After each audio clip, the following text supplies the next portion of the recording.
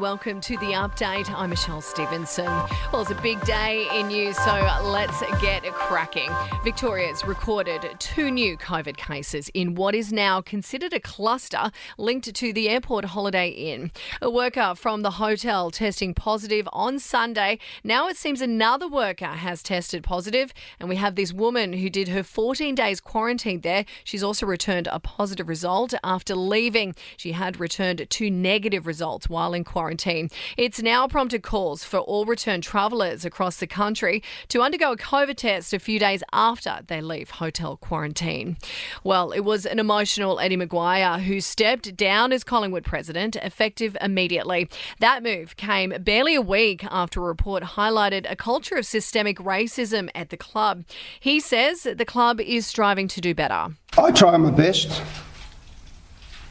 and I don't always get it right, but I don't stop trying. James Packer could be forced to sell his shares in Crown Resorts following a damning report there. An inquiry has found that Crown, in its present form, is not suitable to hold the licence for its new Sydney casino, and that follows accusations of money laundering at its Melbourne and Perth casinos. Facebook is expanding the list of false health claims that it's banning from the platform. Claims such as COVID-19 being man-made and vaccines causing autism will be removed.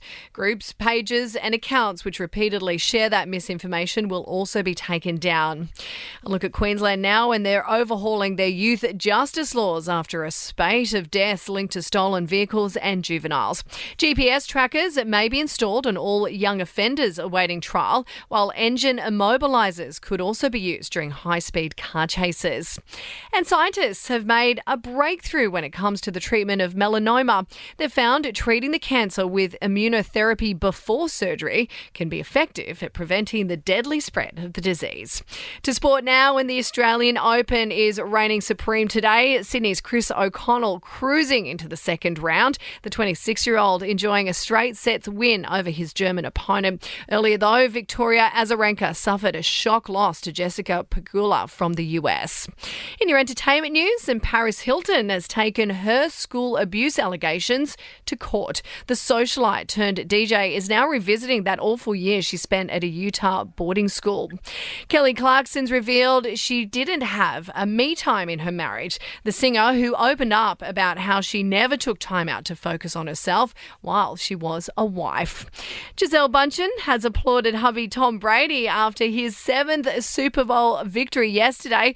The supermodel sharing a heartfelt open letter to her Instagram. And that's the latest from the Nova Podcast news team. We will see you tomorrow morning for another episode of The Update.